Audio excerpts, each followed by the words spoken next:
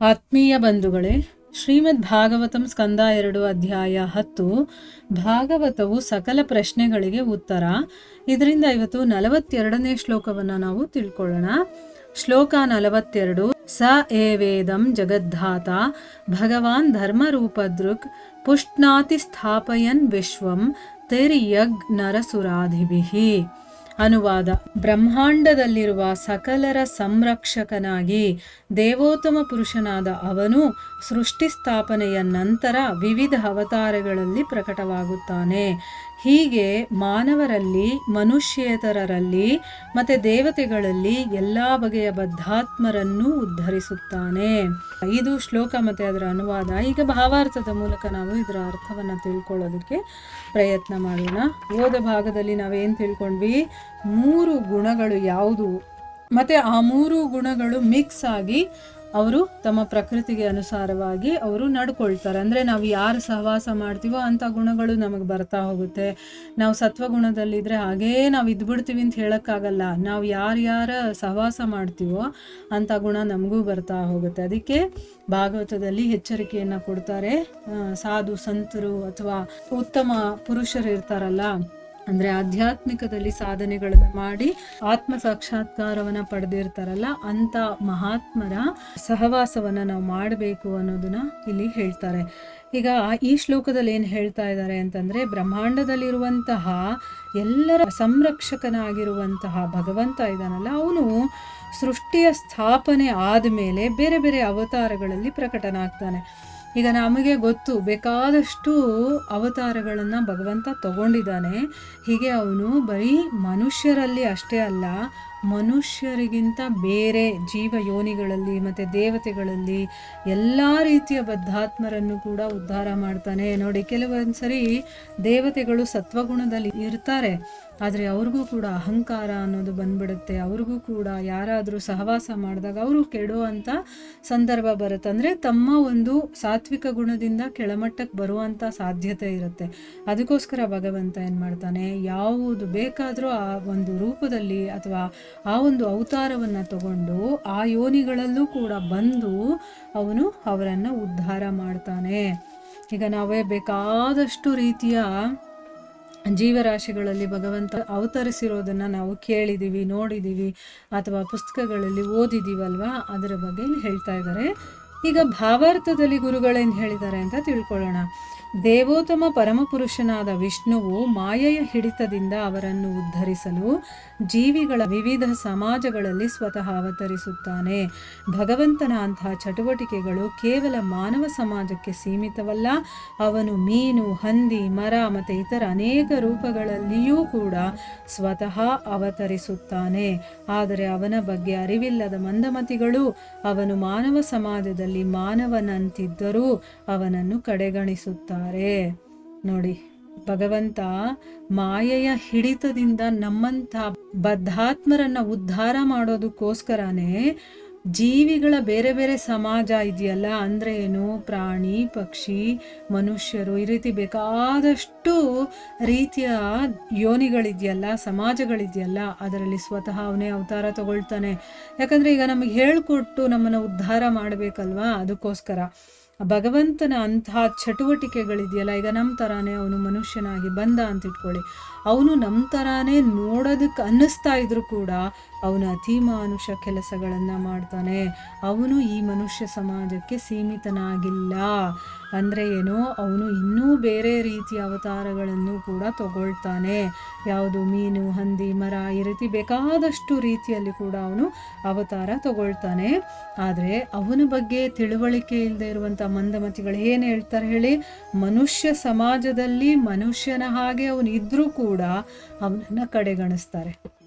ಈಗ ಕೃಷ್ಣ ರಾಮ ಬಂದಾಗ ಯಾರು ಅವರನ್ನು ಗೌರವಿಸಿದ್ರು, ಯಾರಿಗೆ ಅವರ ಬಗ್ಗೆ ತಿಳುವಳಿಕೆ ಇತ್ತೋ. ಆದರೆ ಮಂದಮತಿಗಳು ಅವನನ್ನು ಗೌರವಿಸಲಿಲ್ಲ.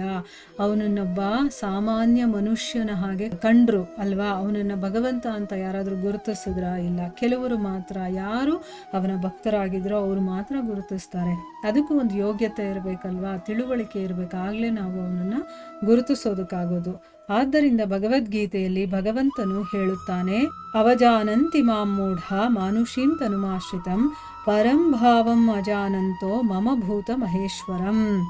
ಅಂದರೆ ಇದು ಭಗವದ್ಗೀತೆಯ 9ನೇ ಅಧ್ಯಾಯ 11ನೇ ಶ್ಲೋಕದಲ್ಲಿ ಭಗವಂತ ಈ ರೀತಿ ಹೇಳಿದ್ದಾನೆ. ಏನು, ನಾನು ಮನುಷ್ಯ ರೂಪದಲ್ಲಿ ಇಳಿದು ಬಂದಾಗಲೂ ಕೂಡ ಮೂಢರು ನನ್ನನ್ನು ಅಪಹಾಸ್ಯ ಮಾಡಿಕೊಳ್ತಾರೆ. ಇರುವುದೆಲ್ಲರ ಪ್ರಭು ನಾನೇ, ನನ್ನ ಈ ದಿವ್ಯ ಪ್ರಕೃತಿ ಅವರಿಗೆ ಗೊತ್ತಿಲ್ಲ. ಅಂದರೆ ನಾನು ಈ ರೀತಿ ಎಲ್ಲ ಬರ್ತೀನಿ ಅನ್ನೋ ತಿಳುವಳಿಕೆನೇ ಅವರಿಗಿಲ್ಲ ಅಂತಂದ್ಬಿಟ್ಟು ಭಗವಂತ ಹೇಳ್ತಾನೆ. ಹಿಂದಿನ ಶ್ಲೋಕಗಳಲ್ಲಿ ನಾವು ಆಗಲೇ ಚರ್ಚಿಸಿರುವಂತೆ ಭಗವಂತನು ಎಂದಿಗೂ ಭೌತಿಕ ಸೃಷ್ಟಿಯ ಉತ್ಪತ್ತಿಯಲ್ಲವೆಂದು ತೀರ್ಮಾನಿಸಲಾಗಿದೆ. ಅವನ ದಿವ್ಯ ಸ್ಥಿತಿಯು ಯಾವಾಗಲೂ ಬದಲಾಗುವುದಿಲ್ಲ. ಅವನು ಜ್ಞಾನಾನಂದಗಳ ನಿತ್ಯ ರೂಪನಾಗಿದ್ದಾನೆ ಮತ್ತು ಅವನು ತನ್ನ ಮಹಾ ಇಚ್ಛೆಯನ್ನು ತನ್ನ ವಿವಿಧ ಶಕ್ತಿಗಳಿಂದ ನಿರ್ವಹಿಸುತ್ತಾನೆ. ಆದ್ದರಿಂದ ಅವನು ತನ್ನ ಯಾವ ಕಾರ್ಯಗಳ ಪರಿಣಾಮಕ್ಕೂ ಒಳಗಾಗುವುದಿಲ್ಲ. ಅಂದರೆ ಈಗ ಹಿಂದಿನ ಶ್ಲೋಕದಲ್ಲಿ ನಾವು ತಿಳ್ಕೊಂಡಿರೋ ಪ್ರಕಾರ ಭಗವಂತ ಯಾವತ್ತೂ ಕೂಡ ಈ ಒಂದು ಭೌತಿಕ ಸೃಷ್ಟಿಯ ಉತ್ಪತ್ತಿ ಅಲ್ಲ. ಅವನು ದಿವ್ಯವಾಗಿರುವಂಥವನು, ಅವನು ದಿವ್ಯವಾಗೇ ಬರ್ತಾನೆ, ಇಲ್ಲಿ ದಿವ್ಯವಾಗೇ ಇರ್ತಾನೆ. ಅವನು ಮಾಡುವಂಥ ಕಾರ್ಯಗಳೆಲ್ಲವೂ ಕೂಡ ದಿವ್ಯ. ಅವನ ದಿವ್ಯ ಸ್ಥಿತಿ ಅನ್ನೋದಿದೆಯಲ್ಲ, ಅದು ಯಾವತ್ತೂ ಬದಲಾಗೋದಿಲ್ಲ. ಈಗ ನಮ್ಮ ಭೌತಿಕ ಸ್ಥಿತಿ ಇದೆಯಲ್ಲ, ಇದು ಬದಲಾಗೋದಕ್ಕೆ ಸಾಧ್ಯ ಇಲ್ಲ. ಯಾವಾಗ ಭಗವಂತನ ಕೃಪೆ ನಮ್ಮ ಮೇಲೆ ಬೀಳುತ್ತೋ ಆಗ ಆ ಚೇಂಜಸ್ ಆಗೋದಕ್ಕೆ ಸಾಧ್ಯ ಆಗಿರುತ್ತೆ. ಈಗ ಭಗವಂತ ಜ್ಞಾನಾನಂದಗಳ ನಿತ್ಯ ಸ್ವರೂಪ ಅಂದ್ರೆ ಏನು, ಸಚ್ಚಿದಾನಂದ ಅಂತ ಹೇಳ್ತೀವಲ್ವಾ, ಅವನು ಮತ್ತೆ ತನ್ನ ಮಹಾ ಇಚ್ಛೆಯನ್ನ, ಅಂದರೆ ತನಗೆ ಏನೇನು ಇಚ್ಛೆಗಳಿದೆಯೋ ಅದನ್ನೆಲ್ಲ ಅವನು ಬೇರೆ ಬೇರೆ ಶಕ್ತಿಗಳಿಂದ ನಿರ್ವಹಣೆ ಮಾಡ್ತಾನೆ. ಈಗ ಅವನಿಗೆ ಬೇಕಾದಷ್ಟು ಶಕ್ತಿಗಳಿದೆ, ಅದನ್ನು ಉಪಯೋಗ ಮಾಡಿಕೊಂಡವನು ತನ್ನ ಇಚ್ಛೆಗಳನ್ನು ಪೂರ್ತಿ ಮಾಡ್ಕೊಳ್ತಾನೆ. ಅದಕ್ಕೋಸ್ಕರ ಅವನು ಯಾವುದೇ ಕಾರ್ಯಗಳಿಗೂ, ಅಂದರೆ ಅವನು ಮಾಡುವಂಥ ಕೆಲಸಗಳಿಗೆ ಯಾವುದೇ ಪರಿಣಾಮಗಳು ಇರೋದಿಲ್ಲ, ಅದಕ್ಕೆ ಒಳಗಾಗೋದು ಇಲ್ಲ. ಈಗ ನಾವೇನಾದರೂ ಕೆಲಸ ಮಾಡಿದಾಗ ಅದಕ್ಕೊಂದು ಪ್ರತಿಫಲ ಅಂತ ಇರುತ್ತೆ, ಅದಕ್ಕೆ ತಕ್ಕಂಗೆ ನಮಗೆ ಇನ್ನೊಂದು ಜನ್ಮ ಸಿಗುತ್ತೆ, ಅದನ್ನು ನಾವು ಅನುಭವಿಸ್ಲೇಬೇಕು. ಆದರೆ ಭಗವಂತ ಹಾಗಲ್ಲ, ತನ್ನ ಇಷ್ಟ ಬಂದಾಗ ಬರ್ತಾನೆ, ಹೇಗೆ ಬೇಕೋ ಹಾಗೆ ನಡ್ಕೊಳ್ಳುವಂಥ ಸ್ವಾತಂತ್ರ್ಯ ಅವನಿಗಿದೆ, ಮತ್ತು ಅವನ ಇಷ್ಟ ಬಂದಾಗ ಅವನು ಹೋಗ್ತಾನೆ. ಅವನು ಕ್ರಿಯೆ ಪ್ರತಿಕ್ರಿಯೆಗಳಂತಹ ಎಲ್ಲ ಕಲ್ಪನೆಗಳಿಗೂ ಅತೀತನಾಗಿದ್ದಾನೆ. ಭೌತಿಕ ಜಗತ್ತಿನಲ್ಲಿ ಅವನು ಗೋಚರನಾದರೂ ಕೂಡ ಆ ಪ್ರಕಟಣೆಯು ಅವನ ಅಂತರಂಗ ಶಕ್ತಿ ಮಾತ್ರವಾಗಿರುತ್ತದೆ. ಏಕೆಂದರೆ ಭೌತಿಕ ಜಗತ್ತಿನ ಸತ್ ಮತ್ತು ಅಸತ್ ಕಲ್ಪನೆಗಳನ್ನು ಅವನು ಮೀರಿದ್ದಾನೆ. ಅಂದರೆ ಈಗ ನಾವು ಹೇಗೆ ಒಂದು ಕ್ರಿಯೆ ಮಾಡ್ತೀವಿ, ಅದಕ್ಕೊಂದು ಪ್ರತಿಕ್ರಿಯೆ ಬರುತ್ತಲ್ಲ, ಅದಕ್ಕೆಲ್ಲ ಮೀರಿರುವಂಥವನು ಭಗವಂತ. ಅದು ಯಾವುದಕ್ಕೂ ಒಳಗಾಗಿಲ್ಲ ಅವನು. ಈ ಭೌತಿಕ ಪ್ರಪಂಚದಲ್ಲಿ ಅವನು ಇದ್ರೂ ಕೂಡ ಅದು ಅವನ ಅಂತರಂಗ ಶಕ್ತಿ ಮಾತ್ರ. ಅಂದರೆ ಅಂತರಂಗ ಶಕ್ತಿಯ ಮೂಲಕ ಇಲ್ಲಿಗೆ ಬರ್ತಾನೆ, ಅವನು ಬಹಿರಂಗ ಶಕ್ತಿಯಲ್ಲಿ ಇರೋದಿಲ್ಲ, ಆಯಿತಾ. ಅಂತರಂಗ ಶಕ್ತಿಯ ಮೂಲಕ ಬಂದು ಇಲ್ಲಿ ಕ್ರಿಯೆಗಳನ್ನು ಮಾಡ್ತಾನೆ. ಯಾಕೆ ಅಂತಂದರೆ ನಾವೆಲ್ಲ ಈ ಜಗತ್ತಿನಲ್ಲಿ ಸತ್ ಮತ್ತು ಅಸತ್ ಕಲ್ಪನೆಯಲ್ಲೇ ಇರ್ತೀವಿ. ಇದು ಒಳ್ಳೆಯದು, ಇದು ಕೆಟ್ಟದ್ದು, ಅಂದರೆ ದ್ವಂದ್ವಗಳಿದೆಯಲ್ವ ನಮಗೆ.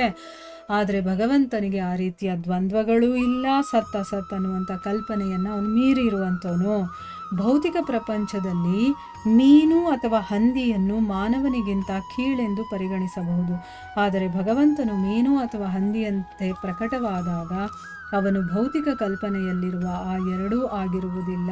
ಅಂದರೆ ಅರ್ಥ ಏನು, ಈಗ ನಮ್ಮ ಪ್ರಪಂಚದಲ್ಲಿ ಒಂದೊಂದು ಜೀವರಾಶಿಗಳಿಗೆ ಒಂದೊಂದು ಸ್ಥಾನವನ್ನು ಕೊಟ್ಕೊಂಡಿದ್ದೀವಿ ನಾವು, ಅಲ್ವಾ. ಮನುಷ್ಯರು ಉನ್ನತ ಮಟ್ಟದಲ್ಲಿರುವಂಥವ್ರು, ಪ್ರಾಣಿಗಳು ಪಕ್ಷಿಗಳು ಅದಕ್ಕಿಂತ ಕೆಳಮಟ್ಟ. ಈಗ ಮೀನು ಹಂದಿ ಅಂತೂ ತೀರಾ ಕೆಳಮಟ್ಟದ ಪ್ರಾಣಿಗಳು ಅಂತ ನಾವು ಹೇಳ್ತೀವಿ. ಇದು ಈ ಒಂದು ಪ್ರಪಂಚದಲ್ಲಿ ನಡೆಯುವಂಥದ್ದು, ಆಯಿತಾ. ಆದರೆ ಭಗವಂತ ಅವನು ಮೀನಾಗಿ ಹಂದಿಯಾಗಿ ಜನ್ಮವನ್ನು ತಗೊಳ್ತಾನಲ್ಲ, ಆಗ ಆ ಭೌತಿಕ ಕಲ್ಪನೆ ಇರುತ್ತಲ್ಲ, ಆ ಎರಡೂ ಕೂಡ ಅವನು ಆಗಿರೋದಿಲ್ಲ. ಅಂದರೆ ಏನು, ಅವನು ಯಾವುದೇ ಜೀವರಾಶಿ ಯೋನಿಗಳಲ್ಲಿ ಬಂದರೂ ಕೂಡ ಅದು ವಿಶೇಷವಾಗೇ ಇರುತ್ತೆ ಹೊರತು ನಾವು ಹೇಗೆ ತಿಳ್ಕೊಂಡಿದ್ದೀವೋ ಆ ರೀತಿ ಅದು ಕೀಳು ಮಟ್ಟದಲ್ಲಿ ಇರೋದಿಲ್ಲ. ಅಂದರೆ ಭೌತಿಕ ಕಲ್ಪನೆಯಲ್ಲಿರುವಂಥ ಆ ಎರಡೂ ಕೂಡ ಆಗಿರೋದಿಲ್ಲ. ಅವನು ಯಾವಾಗಲೂ ಒಂದು ಶ್ರೇಷ್ಠತೆಯಲ್ಲಿರ್ತಾನೆ ಅಂತ ಅರ್ಥ.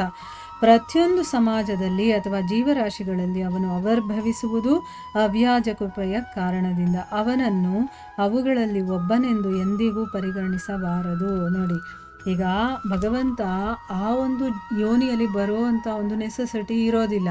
ಈಗ ಹಂದಿಯಾಗಿ ಬರಬೇಕು ಅನ್ನೋದು ಏನಿದೆ ಭಗವಂತನಿಗೆ. ಆದರೆ ಆ ಒಂದು ಜೀವರಾಶಿಗಳಿಗೂ ಕೂಡ ಅವನು ಕೃಪೆಯನ್ನು ಕರುಣೆ ಮಾಡೋದಕ್ಕೆ, ಅದನ್ನು ಕೂಡ ಯಾರು ನಿಕೃಷ್ಟವಾಗಿ ಕಾಣಬಾರ್ದಲ್ವಾ, ಅದಕ್ಕೋಸ್ಕರ ಅವರಿಗೆ ಕೃಪೆಯನ್ನು ತೋರಿಸೋದಕ್ಕೋಸ್ಕರ ಆ ಜೀವರಾಶಿಗಳಿಗೆ ಕೃಪೆಯನ್ನು, ಅವ್ಯಾಜ ಕೃಪೆಯನ್ನು ತೋರಿಸೋ ಕಾರಣದಿಂದ ಅವನು ಅಲ್ಲಿ ಬಂದಿರ್ತಾನೆ. ಅಂದರೆ ಅವನು ಯಾವುದೇ ಒಂದು ಜೀವಿಗಳನ್ನು ಕೂಡ ನಿಕೃಷ್ಟವಾಗಿ ಕಾಣಬಾರ್ದು. ಈ ಒಂದು ಸಮಾಜದಲ್ಲಿ ನಾವು ಅದನ್ನು ಮಾಡ್ಕೊಂಡಿರುವಂಥದ್ದು, ಇದು ಕೀಳು ಇದು ಮೇಲು ಅಂತಲ್ಲ, ಭಗವಂತನಿಗೆಲ್ಲ ಒಂದೇ ಅಲ್ವಾ. ಅದಕ್ಕೋಸ್ಕರ ಅವರನ್ನು ಕೂಡ ಉದ್ಧಾರ ಮಾಡಬೇಕು, ಅವ್ರಿಗೂ ಒಂದು ಗೌರವ ಸಿಗಬೇಕು ಅನ್ನೋದಕ್ಕೋಸ್ಕರ ಆ ಒಂದು ಜೀವರಾಶಿಗಳಲ್ಲೂ ಕೂಡ ಅವನು ಅವತಾರವನ್ನು ತಗೊಳ್ತಾನೆ. ಅದಕ್ಕೆ ನಾವು ಅವುಗಳಲ್ಲಿ ಅವನು ಒಬ್ಬ ಅಂತ ತಿಳ್ಕೋಬಾರ್ದು. ಒಳ್ಳೆಯದು ಮತ್ತು ಕೆಟ್ಟದ್ದು, ಮೇಲು ಮತ್ತು ಕೀಳು, ಮುಖ್ಯ ಮತ್ತು ಅಮುಖ್ಯ ಎಂಬ ಭೌತಿಕ ಕಲ್ಪನೆಗಳು ಭೌತಿಕ ಶಕ್ತಿಯ ಪರಿಗಣನೆಗಳಾಗಿವೆ. ಪರಮಪ್ರಭುವು ಅಂತಹ ಎಲ್ಲ ಕಲ್ಪನೆಗಳಿಗೆ ಅತೀತನಾಗಿದ್ದಾನೆ. ಈಗ ನಮ್ಮ ಸಮಾಜದಲ್ಲಿ ಒಳ್ಳೆಯದಿದೆ ಕೆಟ್ಟದಿದೆ, ಆಮೇಲೆ ಮೇಲು ಕೀಳು, ಮುಖ್ಯ ಇದು ಅಮುಖ್ಯ, ಮತ್ತು ಈ ರೀತಿ ಎಲ್ಲ ನಾವು ಅಂದ್ಕೊಂಡಿದ್ದೀವಲ್ಲ, ಇದೆಲ್ಲ ನಾವು ಮಾಡ್ಕೊಂಡಿರುವಂಥದ್ದು, ನಮ್ಮ ಕಲ್ಪನೆಗೆ ಬಂದಿರುವಂಥದ್ದು ಆಯಿತಾ. ಇದು ಭೌತಿಕ ಶಕ್ತಿಯಲ್ಲಿ ನಾವು ಮಾಡುವಂಥ ಒಂದು ವಿಭಜನೆಗಳು. ಇದು ಭಗವಂತನಿಗೆ ಅನ್ವಯಿಸೋದಿಲ್ಲ. ಭಗವಂತ ಎಲ್ಲ ಕಲ್ಪನೆಗಳಿಗೂ ಅತೀತನಾಗಿರುವಂಥವನು. ಪರಂಭಾವಂ ಅಥವಾ ದಿವ್ಯ ಪ್ರಕೃತಿ ಎನ್ನುವ ಪದಗಳನ್ನು ಭೌತಿಕ ಕಲ್ಪನೆಗೆ ಎಂದೂ ಹೋಲಿಸಬಾರದು. ಸರ್ವಶಕ್ತನಾದ ಭಗವಂತನ ಶಕ್ತಿಗಳು ಸದಾ ಒಂದೇ ಆಗಿರುತ್ತವೆ.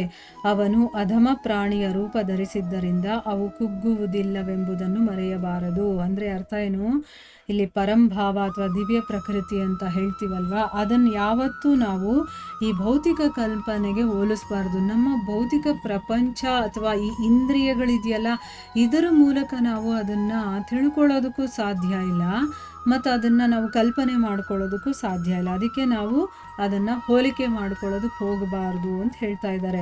ಅಂದರೆ ಭಗವಂತನ ಶಕ್ತಿ ಇದೆಯಲ್ಲ, ಅದು ಯಾವಾಗಲೂ ಒಂದೇ ಆಗಿರುತ್ತೆ. ಅದು ಯಾವುದೇ ರೂಪದಲ್ಲಿ ಬಂದರೂ, ಯಾವುದೇ ಜಾಗದಲ್ಲಿದ್ದರೂ, ಎಲ್ಲೇ ಇದ್ದರೂ, ಹೇಗೆ ಇದ್ದರೂ ಅದೆಲ್ಲ ಕೂಡ ಒಂದೇ ಆಗಿರುತ್ತೆ. ಅವನು ಅಧಮ ಅಂತ ನಾವೇನು ತಿಳ್ಕೊಂಡಿದ್ದೀವೋ, ಮೀನು ಅಥವಾ ಹಂದಿ, ಆ ರೂಪದಲ್ಲಿ ಬಂದರೂ ಕೂಡ ಅವನು ಕುಗ್ಗೋದಿಲ್ಲ. ಅಂದರೆ ಏನು, ಅವನ ಮಟ್ಟ ಕೆಳಮಟ್ಟಕ್ಕೆ ಹೋಗ್ಬಿಡೋದಿಲ್ಲ. ಅವನು ಯಾವಾಗಲೂ ಕೂಡ ಪರಿಶುದ್ಧನಾಗಿರುವಂಥವನು ಅಥವಾ ಪರಂಭಾವಂ ಅವನು ಅನ್ನೋದನ್ನು ನಾವು ಅರ್ಥ ಮಾಡ್ಕೋಬೇಕು. ಪ್ರಭು ಶ್ರೀರಾಮ, ಪ್ರಭು ಶ್ರೀಕೃಷ್ಣ ಮತ್ತು ಮೀನು, ಹಂದಿಗಳಂತಹ ಅವನ ಅವತಾರಗಳಲ್ಲಿ ಯಾವ ವ್ಯತ್ಯಾಸನೂ ಇಲ್ಲ. ಅವನು ಸರ್ವವ್ಯಾಪ್ತ, ಏಕಕಾಲದಲ್ಲಿ ಅವನು ಪ್ರತಿಯೊಂದರಲ್ಲಿ ಪ್ರತಿಯೊಂದು ಸ್ಥಳದಲ್ಲೂ ಇರುತ್ತಾನೆ. ಆದರೆ ಮಂದಮತಿಯಾದ ಮೂರ್ಖ ವ್ಯಕ್ತಿಯು ಭಗವಂತನ ಪರಂಭಾವವನ್ನು ಅರಿಯದೆ ಪರಮಪ್ರಭುವು ಮನುಷ್ಯ ಅಥವಾ ಮೀನಿನ ರೂಪವನ್ನು ಹೇಗೆ ಧರಿಸುವನು ಎಂಬುದನ್ನು ತಿಳಿಯಲಾರನು. ಅಂದರೆ ಭಗವಂತ ರಾಮನಾಗಿ ಬಂದರೂ, ಕೃಷ್ಣನಾಗಿ ಬಂದರೂ, ಮೀನು ಹಂದಿ ಯಾವುದೇ ಅವತಾರ ತಗೊಳ್ಳಿ, ಯಾವುದರಲ್ಲೂ ವ್ಯತ್ಯಾಸ ಇಲ್ಲ. ಎಲ್ಲವೂ ಕೂಡ ಒಂದೇ ಆಗಿರುತ್ತೆ. ಅವನು ಸರ್ವವ್ಯಾಪ್ತನಾಗಿರ್ತಾನೆ. ಮತ್ತು ಒಂದೇ ಸಮಯದಲ್ಲಿ ಎಲ್ಲದರಲ್ಲೂ ಪ್ರತಿಯೊಂದು ಸ್ಥಳದಲ್ಲೂ ಕೂಡ ಇರ್ತಾನವನು. ಆದರೆ ನಮ್ಮಂಥ ಮೂರ್ಖ ವ್ಯಕ್ತಿ ಭಗವಂತ ಮನುಷ್ಯ ಅಥವಾ ಮೀನಿನ ರೂಪವನ್ನು ಹೇಗೆ ಧರಿಸ್ಕೊಳ್ತಾನೆ, ಹೇಗೆ ಅದನ್ನು ಪಡ್ಕೊಳ್ತಾನೆ ಅನ್ನೋದನ್ನು ನಾವು ತಿಳ್ಕೊಳ್ಳೋದಕ್ಕಾಗೋದಿಲ್ಲ. ಬಾವಿಯಲ್ಲಿನ ಕಪ್ಪೆಯು ಸಮುದ್ರವು ಬಾವಿಯಂತಿರುತ್ತದೆ ಎಂದು ಪರಿಭಾವಿಸುವಂತೆ ಅವನ ಜ್ಞಾನದ ಮಟ್ಟಕ್ಕೆ ಅನುಗುಣವಾಗಿ ಹೋಲಿಸುತ್ತಾನೆ. ಬಾವಿಯಲ್ಲಿನ ಕಪ್ಪೆಯು ಸಮುದ್ರದ ಕಲ್ಪನೆಯನ್ನೂ ಕೂಡ ಮಾಡಲಾರದು. ಅಂತಹ ಕಪ್ಪೆಗೆ ಸಮುದ್ರದ ಮಹತ್ವವನ್ನು ತಿಳಿಸಿದಾಗ ಅದು ಸಮುದ್ರವು ಬಾವಿಗಿಂತ ಸ್ವಲ್ಪ ದೊಡ್ಡದು ಇರಬಹುದೆಂಬ ಕಲ್ಪನೆ ಹೊಂದುತ್ತದೆ. ಅದರಂತೆಯೇ ಭಗವಂತನ ದಿವ್ಯಜ್ಞಾನದ ವಿಷಯದಲ್ಲಿ ಮೂಢನಾದವನಿಗೆ ಪ್ರಭು ವಿಷ್ಣುವು ಹೇಗೆ ಜೀವಿಗಳ ಪ್ರತಿ ಸಮಾಜದಲ್ಲಿಯೂ ಸಮಾನವಾಗಿ ಸ್ವಯಂ ವ್ಯಕ್ತವಾಗುವನೆಂಬುದನ್ನು ತಿಳಿದುಕೊಳ್ಳಲು ಕಷ್ಟವಾಗುತ್ತದೆ. ನೋಡಿ, ಇಲ್ಲಿ ಒಂದು ಎಕ್ಸಾಂಪಲ್ ಕೊಟ್ಟು ಹೇಳ್ತಾ ಇದ್ದಾರೆ. ಈಗ ಬಾವಿಯಲ್ಲಿ ಒಂದು ಕಪ್ಪೆ ಇರುತ್ತೆ ಅಂತ ಇಟ್ಕೊಳ್ಳಿ.